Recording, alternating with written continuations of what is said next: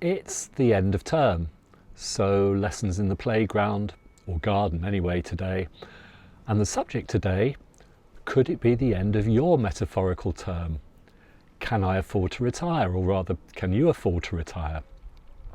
Now that's a conversation I've had many times over the many, yes, unbelievable I know, the many years I've been doing this.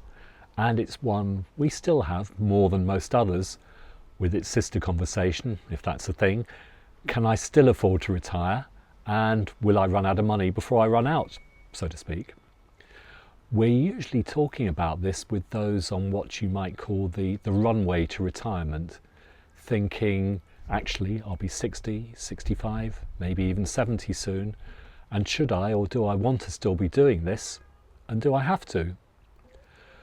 Those who get in touch with us may have a collection of pensions from various jobs, savings in different pots, and not much idea of what's where or what it's all doing.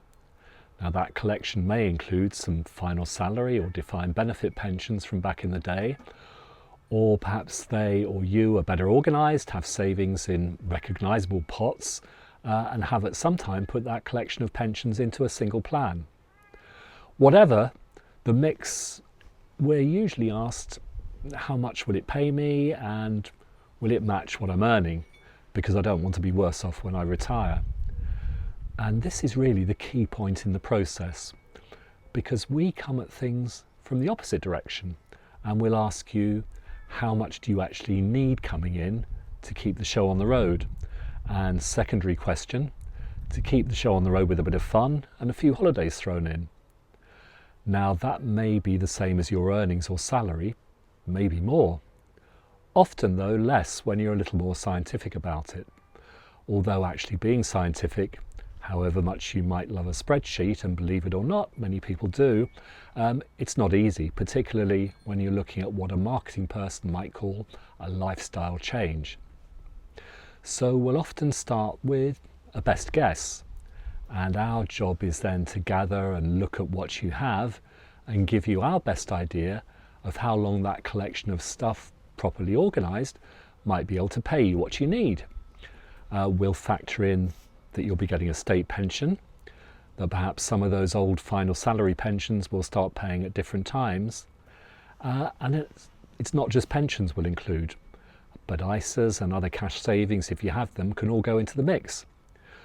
We'll usually assume that you keep a good cash balance in the bank or elsewhere to dip into for holidays and stuff, the stuff that happens which you can't predict.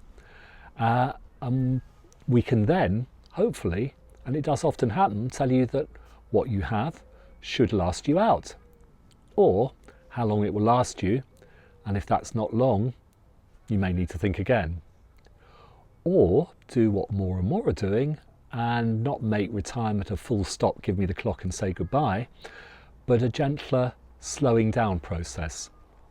If you or your job will let you do that, of course, which is not the case for everyone.